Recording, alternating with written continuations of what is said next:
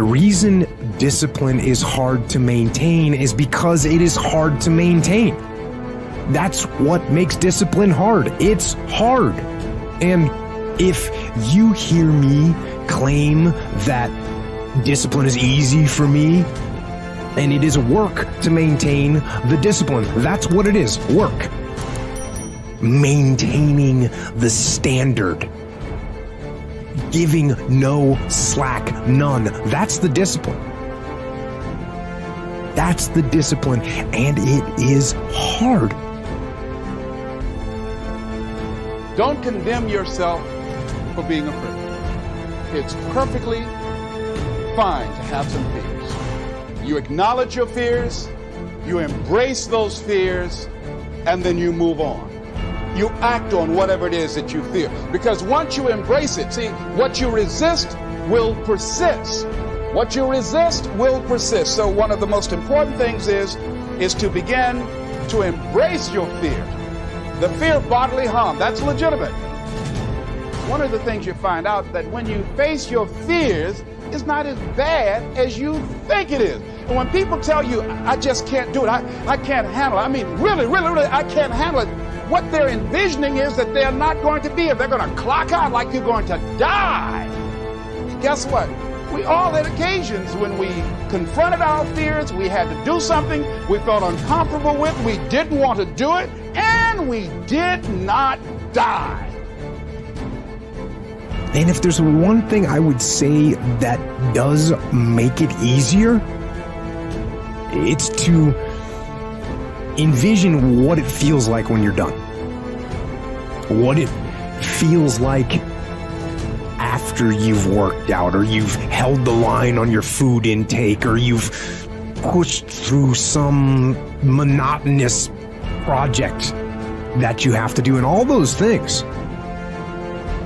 When they're done, they feel good. And contrary to that, envision what you will feel like later when you let the discipline slack. You know the feeling weak and defeated, and you know that you're falling behind. So get to know those two different types of feelings and ask yourself which one you want to feel in 10 minutes or in a half an hour. When the thing is done, when the discipline has been implemented, remember what that feels like, and then remember that those minutes and those hours, they turn into weeks and months and years, and holding the line in those critical minutes will put you in an infinitely better place, physically and mentally, if you maintain the discipline. Too many of you are focused in the past and are thinking all the time about the future, dreaming, and aren't taking advantage of the present.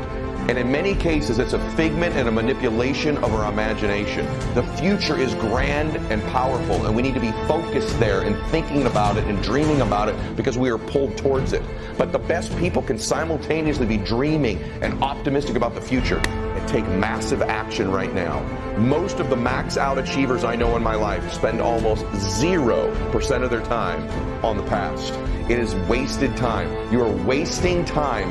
You're stealing and robbing your future and your present by focusing any of your attention or thoughts on the past. The past, if it's negative and wasn't positive for you, is a place you should avoid forever. It's not coming back. It doesn't exist anymore. All we really truly have is this moment right now and our dreams about the future. If the past was wonderful and you were a high school quarterback or had a business victory or got a college degree or had an achievement there, those things aren't your present and aren't your future, and dwelling on them and focusing on what you've done previously is not going to produce for you a future. Here's the truth. Your past does not equal your future. What will equal your future is what you do in the present. And so I want to encourage you to take these tips I've shared with you today, and I want you to know, if you would make a couple of these changes, I can assure you your future is closer to you than you think it is if you'll take massive action right now in the present.